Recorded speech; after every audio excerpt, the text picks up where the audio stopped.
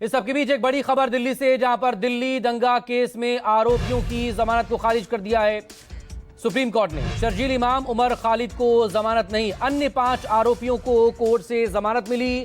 UAPA के तहत पिछले 5 सालों से जेल में बंद हैं ये तमाम आरोपी।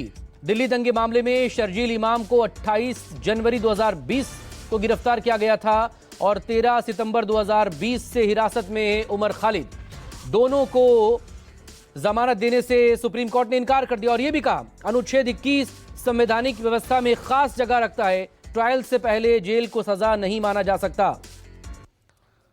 इस सब के बीच चूंकि 7 आरोपी दिल्ली दंगों के मामले में लगातार यूएपीए के अंदर सलाखों के पीछे हैं, इसमें 5 को तो जमानत दिए जाने की खबर है, जिसमें गुलफिशा फातिमा अप्रैल 2020 में गिरफ्तारी हुई थी, मीरान हैदर मई 2020 में गिरफ्तारी हुई थी, शिफा उर रहमान अगस्त 2020 में गिरफ्तारी हुई थी, मोहम्मद सलीम खान सामाजिक कार्यकर्ता गिरफ्तारी 2020 में हुई थी, शादाब अहमद 2020 में गिरफ्तारी हुई थी। इनको जमानत दिए जाने की खबर है, जबकि दोनों आरोपी उमर खालिद जो कि जेएनयू के छात्र नेता भी रहे, लगातार सलाखों के पीछे हैं और हाल ही में न्यूयॉर्क के मेयर चुने गए जोहरान ममदानी ने जो लेटर उन्हें लेकर लिखा गया था, इसको लेकर काफ़ी एक अलग तरह की सुर्खियां भी बनी और विवाद भी हुआ है।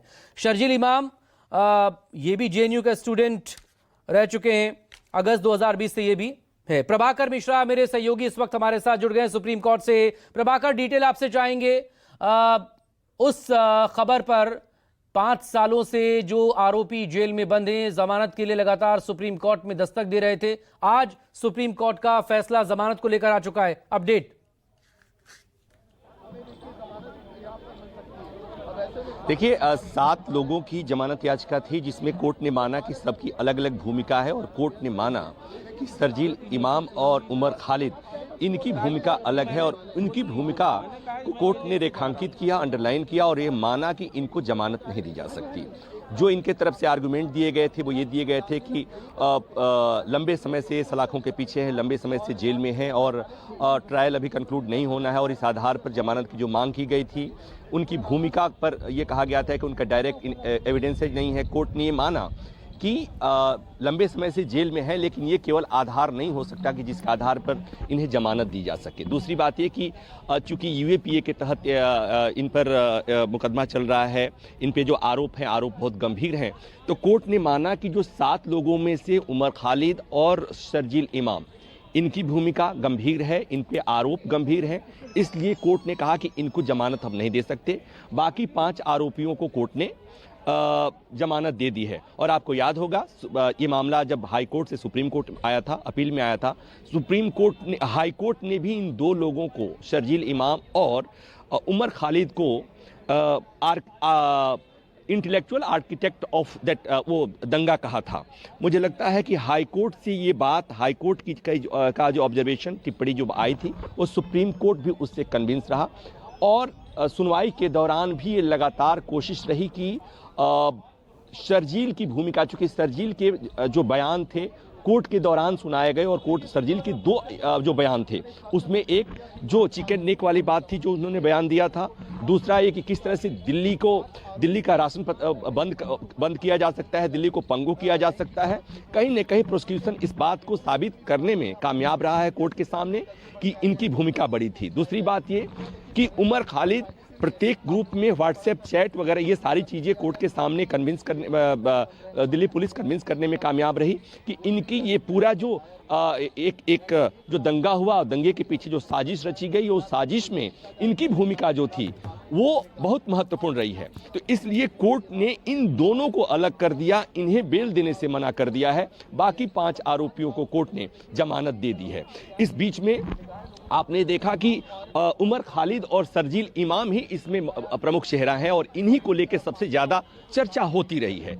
आपने देखा कि न्यूयॉर्क के नए मेयर ने एक चिट्ठी लिखी थी, उसके बाद ये मामला और तूल पकड़ता गया और उसके बाद से जगह जगह जहां भी प्रोटेस्ट हुए, जहां भी बेल इज रूल की बात हुई, वहां पर यह कहा गया कि उमर खालिद और शर्जील इमाम के मामले में ये कानून कहां चला जाता है, ये सिद्धांत कहां चला जाता है कि bail is rule, jail is exception. तो कोर्ट ने माना कि यस, बेल इज रूल, लेकिन कुछ मामले ऐसे होते हैं, कुछ कानून ऐसे होते हैं, कुछ घटनाएं ऐसी होती हैं जहां पर हम अपवाद लेते सकते हैं। और फिर कोर्ट ने कहा कि जो इनके खिलाफ चार्जेज हैं और जो अब तक इनके खिलाफ जो सबूत आए हैं, जो तथ्य आए हैं, वो सजेस्ट कर रहे हैं और वो उनके पक्ष में नहीं है, इसलिए हम उन्हें जमानत नहीं दे सकते हैं। तो इस तरह सुप्रीम कोर्ट की 2 जजों की बेंच ने शर्जील इमाम और उमर खालिद को जमानत देने से मना कर दिया। उन्हें जमानत कोर्ट ने नहीं दी है। बाकी 5 आरोपियों को सुप्रीम कोर्ट से जमानत मिल गई है।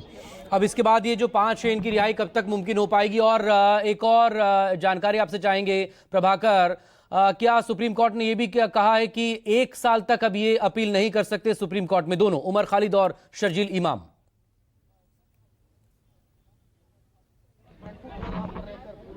देखिए, इसको हमें पढ़ना पड़ेगा, लेकिन अपील फाइल करने में ऐसा कोई बंदिश नहीं होती है। जो तकनीकी बात है, जो व्यवस्था है, उसमें है कि कोर्ट के किसी फैसले से अगर कोई खुश नहीं है और वो उसे अपील करना है तो उसे अपील करने का पूरा अधिकार होता है। तो यहाँ पर चूंकि सुप्रीम कोर्ट का फैसला है, तो सुप्रीम कोर्ट के फैसले के खिलाफ पुनर्विचार करने का विकल्प हमेशा होता है। एक पुनर्विचार का विकल्प होता है, उसके बाद से एक पुनरीक्षा क्यूरेटिव पिटीशन का विकल्प होता है। तो ये विकल्प इनके पास होगी ही।